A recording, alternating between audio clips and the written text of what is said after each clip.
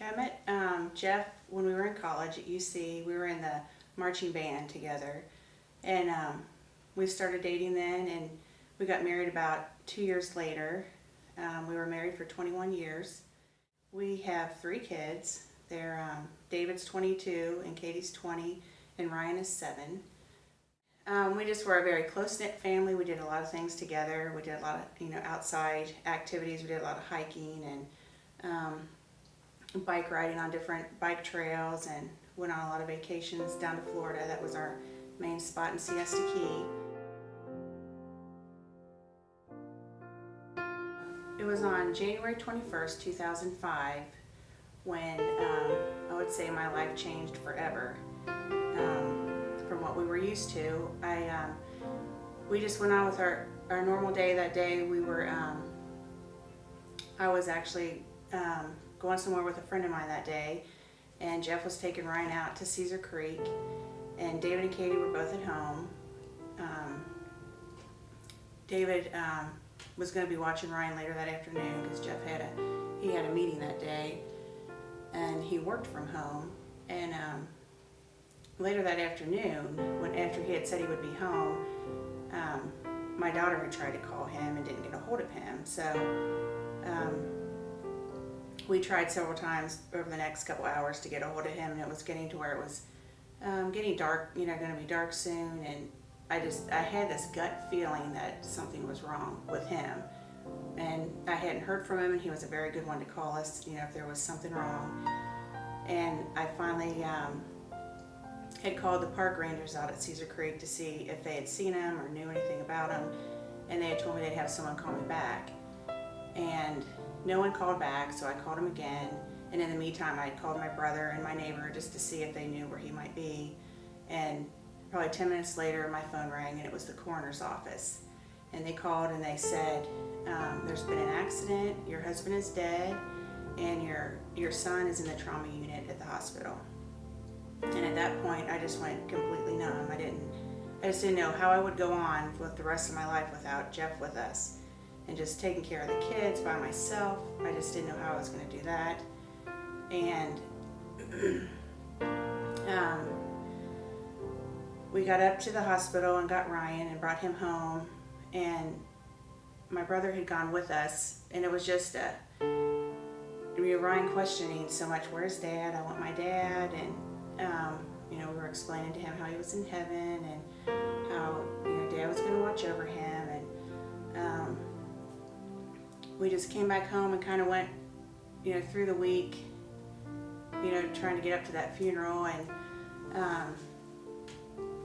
it was just a hard time that I honestly just didn't, I don't really remember the week. I was so completely numbed by it that I didn't know how to act, what to do. I just didn't even know what next step to take. And just with the help of my family, we got through the funeral, and after that, I think it was several months I went on just day to day with things that just had to be done, taking care of the kids. And it wasn't until I got involved in the Bible study here, where my cousin had invited me to come with her, and I told her several times I just didn't want to do it. I wasn't ready for something like that, and I really wasn't sure how that would help me. And my other big fear was my lack of Bible knowledge coming into that. I didn't know how people would react to that. And finally one day I decided to come with her, and everyone here was so great. They were just very warm and just very caring with me coming in. I knew no one else except for my cousin in there, and I got involved in that, and I don't know, really it was the grace of God that kept me coming back week to week, because I really don't think I would have done that by myself. And every week we always go through if anybody has anything to share, and it was a couple months probably before I ever said anything about what had happened. And when I finally did, just the reaction of people was so different than what I had imagined. I just was afraid of the reaction people would. They always gasped everywhere else I would tell that story. People were like, "Oh my gosh!" And just the reaction I got, just everybody was so encouraging, and wanting to help in any way they could, and just gave me some great Bible verses to go over, and just showing me different ways that God really will help me through this.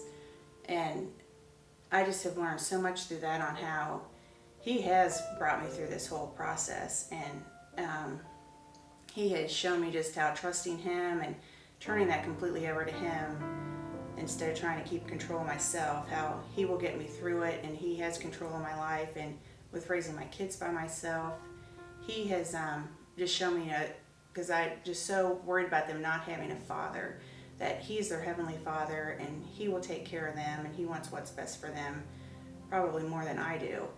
And I just feel like that has just really saved me and got me back onto the right track where I need to be.